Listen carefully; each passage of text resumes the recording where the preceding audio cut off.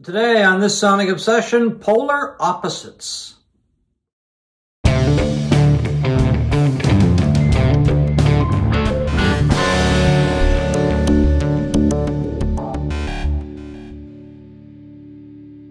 Hi folks, I'm John Whidden, and right over there is Steve McLeod, and this is This Sonic Obsession.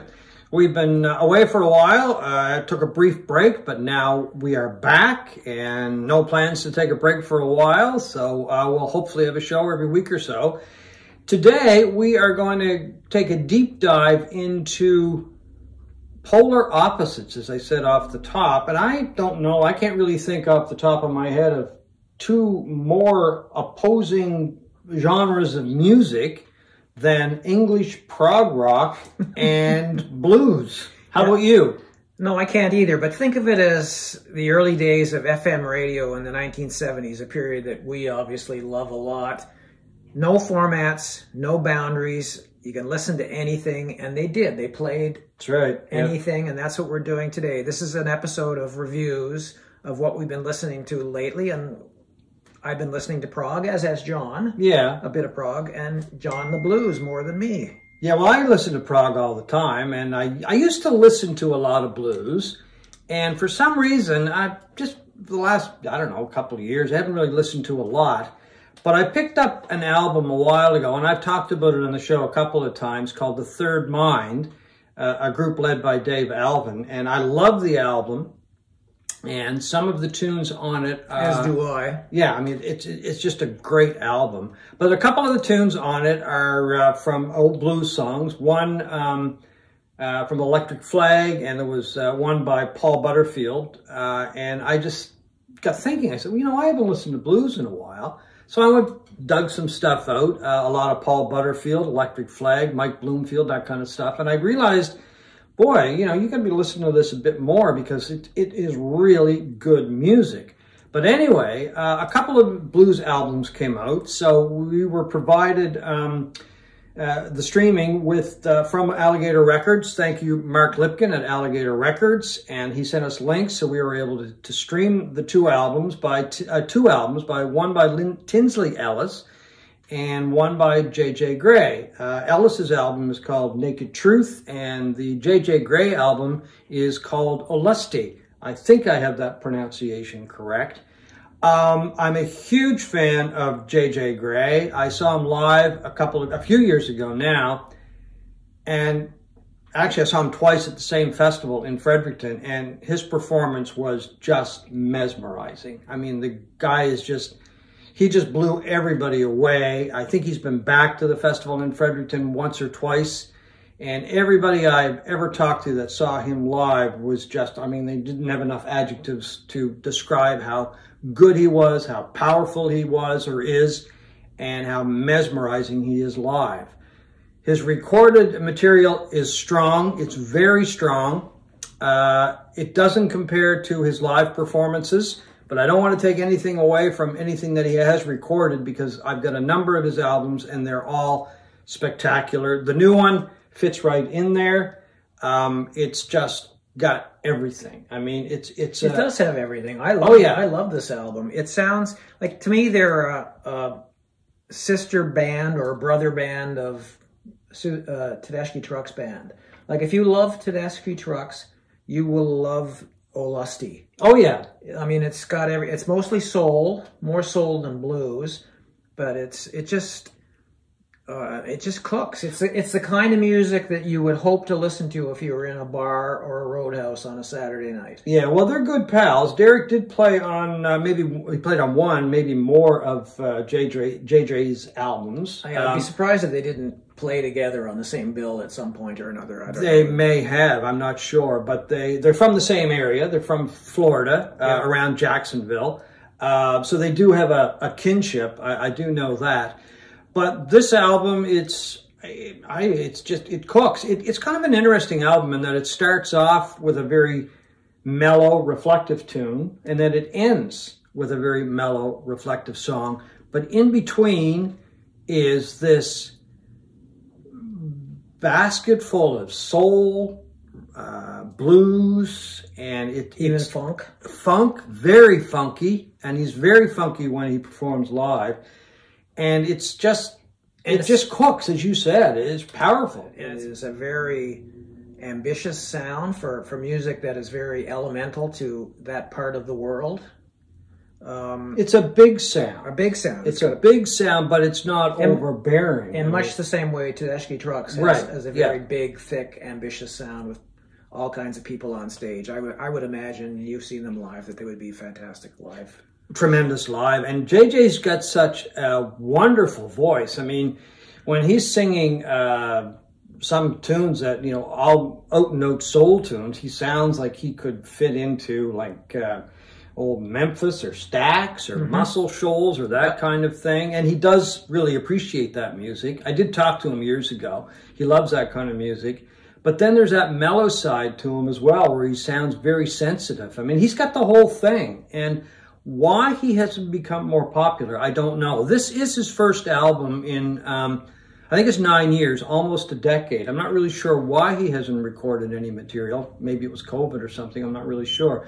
But anyway, he is back. He seems to have a pretty extensive tour schedule, too. I was looking at his website. I mean, besides touring the States, he's going to Europe and all of that this year. And it starts off very soon. In the next few days, I believe the tour starts. A lot of dates in North America, and you're right, he's going to Europe.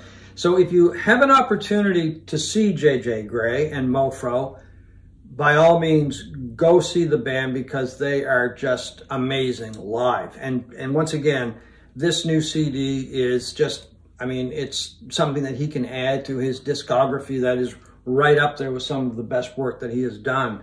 I also mentioned Tinsley Ellis's new one called Naked Truth. I'm really familiar with Tinsley Ellis playing electric guitar. Very good guitar player, amazing. But this album, it's basically acoustic blues, and I really like it. You weren't as crazy about it as I am. And it's only because my blues begins and ends with the British blues of the early 60s and into the 70s, you know, original Fleetwood Mac, Cream, and that's the blues rock that I really love. I don't have a great background or understanding of acoustic blues, and The Naked Truth is an appropriate name for this album because it's just him singing and playing on his National steel guitar. Yeah, it's like he's sitting out on a porch or something, you know, playing guitar. And it is a very, I really like the album. I think it's great. It's a departure for him. I haven't listened to all of his material, but I am familiar with a lot of work that he's done on electric guitar, which is totally opposite from what this is. Most of the tracks are original. There are a couple of covers that he's got on the album.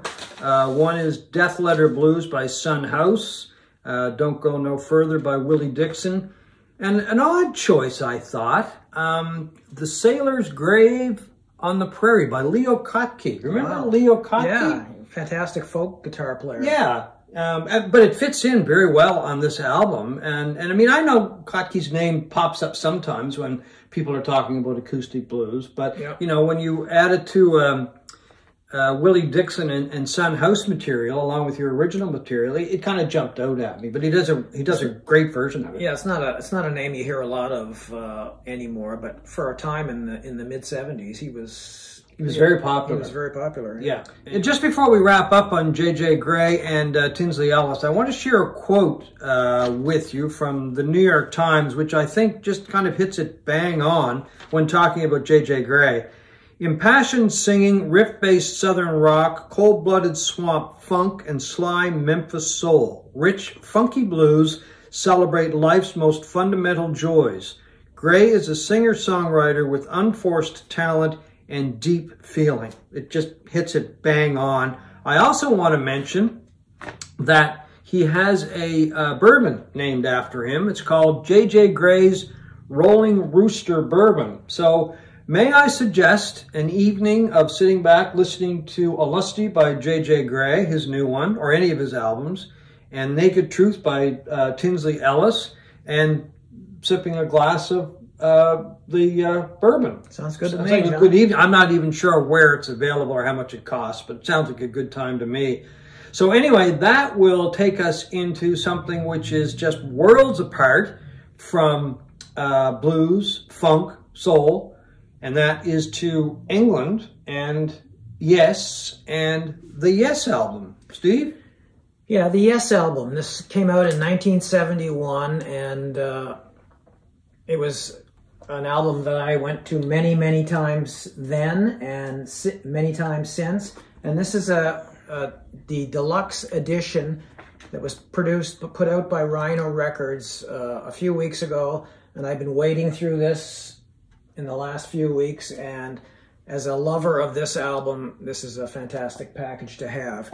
The centerpiece of this is the vinyl version. There is a vinyl version. There's release of a lot of the material in Blu-ray audio, and then there are 4 CDs of rarities, remixes, live concerts, and the like, and the original remastered. But this to me is the reason to buy it for this alone. It is a reissue of the original album, remastered and cut by the legendary Bernie Grundman. The weird thing is, Rhino didn't even, there's nothing in the opening, in the liner notes. Or yeah, I noticed that too. There's nothing that gives him credit. That mentions his name. If you look at the dead wax, you'll see the distinctive BG etching in there to illustrate that it was Bernie Grundman. But also Jason Jones, an A&R rep for Rhino Records, who co-produced this set with somebody else, confirmed on the Steve Hoffman audiophile forums that Bernie Grundman indeed did do the cut of this from the original analog master tapes, and it sounds incredible. It does sound great. I've got the same package, yeah, the deluxe version, I guess. And the pressing, my pressing is just immaculately clean. There's not a sound on it, which is kind of unusual. That's probably my second favorite Yes album. Well, and that depends on what day of the week it is, too. I've gone back to liking this more than even Fragile. Like, this was the album back then that I liked more, and I think I sort of swung over to Fragile for a while, but after immersing myself in this for the last it's a great package. It's a great package. And the sound is impeccable. Yeah. But I just find that, I go back and forth, and because Fragile really was a different band, Rick Wakeman had joined by then, replacing Tony Kaye, who's on the Yes album. His sound was a lot bigger. He was more flamboyant. But this is the album that launched on the music world the fully formed sound that became Yes. Oh, by all means, The virtuoso guitar playing of Steve Howe. This was his first album with the band. And he was a key member of that band. And the keyboards, the harmonies, the soaring falsetto of John Anderson. That was the sound. The songs were more conventional than... They got a little over the top over the years, as we all know, with Yes. Well, yeah, I mean, there was, as we just mentioned, Fragile. After Fragile was Close to the Edge. And then Tales from the Topographic Ocean or Oceans. And as one reviewer said years ago, I'll never forget the quote, he said, well, Yes just went over the edge when it came to the Tales from the Topographic Oceans album. And I tend to agree, because after Close to the Edge, I lost interest. I thought it was way over the top. But this, like, if you've never heard Yes, and I can't imagine anybody who hasn't, but this is the album to start with. If you want to try, it is sort of a more commercial sound in a way. The songs are shorter, but it also contains songs like Yours Is No Disgrace, Starship Trooper, I've Seen All Good People, and Perpetual Change, that all became kind of concert staples of Yes for decades.